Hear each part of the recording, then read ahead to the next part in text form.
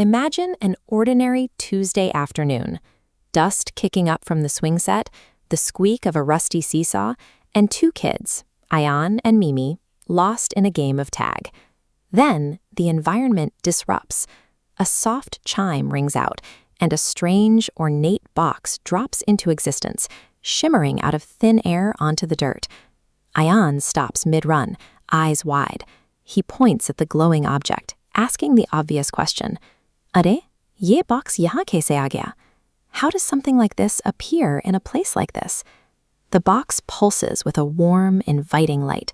Its surface is carved with intricate patterns that suggest it belongs somewhere far more vibrant than a dusty playground. This sudden arrival breaks their daily routine. The playground no longer feels familiar, and the presence of the box demands they investigate. Mimi steps forward first.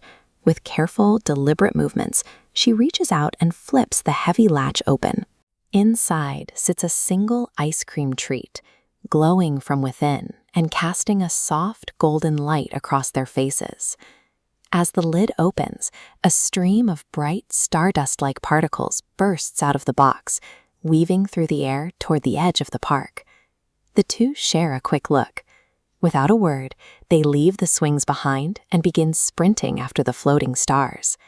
Their curiosity has committed them to the chase. They are now moving away from the safety of the playground and toward an unknown destination. The star trail pulls them past the edge of their world. The concrete fades into a lush, towering canopy of vibrant, bioluminescent plants, a hidden magical garden. This map shows the route they've taken, tracking the glowing path as it moves from the simple geometry of the playground deep into the complex forest topography. The glowing trail ends at the base of a massive fern. Tucked underneath one of its oversized leaves is a small, colorful creature. It huddles tight against the stem, shivering. Its eyes dart around the giant foliage, and its small frame looks frail and hungry. The star trail led specifically to this spot, and the box they opened back at the park contained the very thing this creature seems to lack. By following the trail, Ayaan and Mimi have stepped into the role of rescuers. For a moment, no one moves. Ayaan and Mimi freeze, while the little creature shrinks further into the shadows, wary of these new arrivals. Mimi realizes they need to bridge the gap. She reaches into her bag and slowly holds out the glowing ice cream they found. The light from the treat catches the creature's eye. It creeps forward with a hopeful gesture, asking, "Uncle, ye ice cream taste carvado?" A simple request for a taste.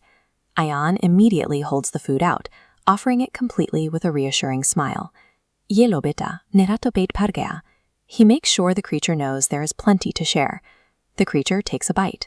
Within seconds, its colors brighten, standing tall with visible energy. Fear replaced by a sudden burst of strength.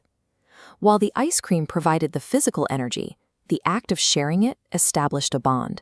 That simple exchange turned a moment of terror into an atmosphere of trust. Now energized, the creature reaches out and takes Ayaan and Mimi by the hands, guiding them forward through the brush.